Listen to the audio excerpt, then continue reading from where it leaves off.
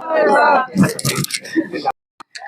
खरं तर आपटाळ्या या ठिकाणी मिटिंगचं जे नियोजन केलं त्यासाठी खरं तर सन्माननीय व्यासपीठ आणि तुम्हा सर्वांना खरं तर एक विनंती करायची, आम्ही तिघी कुठेही कोणत्याही पक्षात असलं तरी तुमची सर्वांची जर साथ असेल तर खरंच सर्वांनी एकदा आमच्या तिघींसाठी सर्वांनी खरं तर हात वर करावं आणि तुमची सर्वांची खरं तर ही साथ आम्हाला शेवटपर्यंत पाहिजे।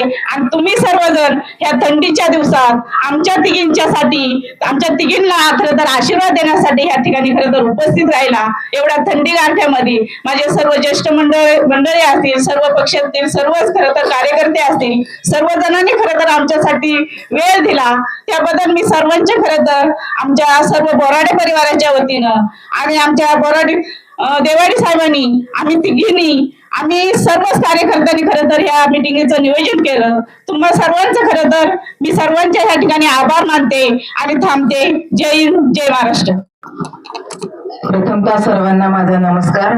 मी लोकनियुक्त सरपंच भिवाडी खुर्द कमलताई बाळू शेळकंदे। मी आज या गटामध्ये काम करत असताना 10 वर्ष मी या भिवाडी गावचं सरपंच पद भूषवलेलं आहे। तसंच माझी ओळख सांगायची म्हणलं तर माझं माहेर कोल्हेवाडी घराण्याची मी गवारी घराण्याची कन्या आहे। त्याचबरोबर माझं सासर हे भिवाडी असल्यामुळं आज या तांबे बारो गटामध्ये जिल्हा परिषदेसाठी व पंचायत समितीसाठी ज्या खाऊ घातलेल्या निवडणुकीमध्ये रिंगणामध्ये आम्ही आता सध्या प्रवेश केलेला आहे। तर त्या बारो गटात तांबे गटामध्ये असणाऱ्या आमच्या ज्यांच्या नेतृत्वाखाली आणि ज्यांच्या आश्रयाखाली आम्ही या निवडणुकीला सामोरे जाणार आहेत त्या म्हणजे सुनीताताई बोराडे। आज या भागामध्ये फिरत असताना किंवा या भागामध्ये काम करत असताना ह्या भागाच्या सुखदुःखामध्ये सामील होत असताना जेव्हा आम्ही आज तुम्ही इथं जेवढ्या संख्येने उपस्थित झाले त्याप्रमाणे आम्ही तुमच्या सर्वांच्या आशीर्वादी रूपी तुमच्या प्रत्येकाच्या घरोघरी पोहोचलेलो आहोत। आज तुम्ही आज एका फोनवर आज ज्यांच्या नेतृत्वाखाली किंवा ज्यांच्या आश्रयाखाली आणि ज्यांच्या पाठीमागे आमच्या पाठीमागे जे भक्कमपणे साथ देऊन आमच्या पाठीमागे आज या निर्णयाच्या क्षमतेसाठी इथं आलेले आहेत त्यांना धन्यवाद देण्यासाठी म्हणजे आमचे भाऊसाहेब देवाळे त्यांनी आज आपल्याला ह्या भागामध्ये निवडणूक आहे आणि आपल्याला ह्या भागामध्ये काम करण्याची संधी उपलब्ध करण्यासाठी त्यांनी जे सक्षम असे उमेदवार निवडलेले आहेत त्या म्हणजे सुनीताताई बोराडे, नीलमताई घोलप आणि मी स्वतः कमलताई शेळकंदे असो। आज या भागाचं नेतृत्व आणि या काम करण्याची पद्धत पाहिली तर आज इथं तुम्ही आलेले सगळे समाज बांधव आणि इथं उपस्थित झालेले सगळे माझे ज्येष्ठ माता भगिनी तरुण वर सगळे आलेले आहेत। आज ह्या ठिकाणी तुम्हाला बोलवण्याचं कारण हे झाले आहे की आम्ही जेव्हा उमेदवारीसाठी अजितदादांकडे जेव्हा गेलो, दादा भाऊंनी तुम्हाला सगळीच परिस्थिती सांगितलेली आहे, त्या परिस्थितीवर मी काही बोलणार नाही। पण मला एवढं एकच सांगायचं आहे की आज आपल्याला कुठली तरी निर्णय क्षमता घ्यायची आहे आणि कुठल्या तरी निर्णयावर आधारित आपल्याला त्याच्या पाठीमागे जायचं आहे। आज जसं किरण भाऊ म्हटले की आज आपल्याला कुठला तरी पक्ष निवडून त्या पक्षामागे जायचं आहे आणि उमेदवारी तुम्हाला भेटून द्यायची आहे आणि त्या उमेदवारीसाठी आम्ही इथं आज उपस्थित आहेत।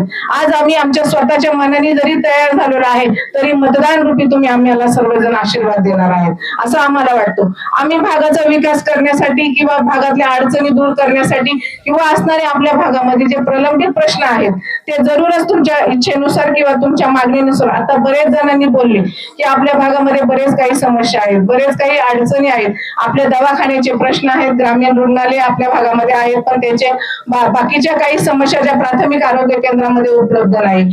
जर आज पशुवैद्यकीय दवाखाना आहे तर त्याच्या जिल्हा परिषदेच्या माध्यमातून ज्या ज्या समस्या इथं त्यांच्या मिळाल्या पाहिजे त्याच्यासाठी नेतृत्व करणारा माणूस आपल्याला पाहिजे।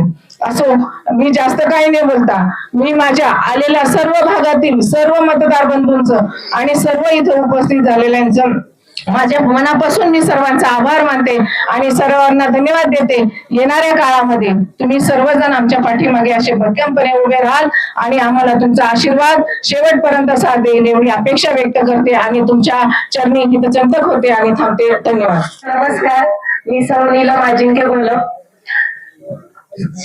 पंचायत समिती सार्वत्रिक निवडणूक 12 या गणातून मी अनुसूचित जमाती या प्रवर्गातून निवडणूक लढवण्यासाठी काम करत आहे। माझे सासर खामगाव या ठिकाणी आहे आणि माझे माहेर उसराण या ठिकाणी आहे। माझं शिक्षण MBA फायनान्स।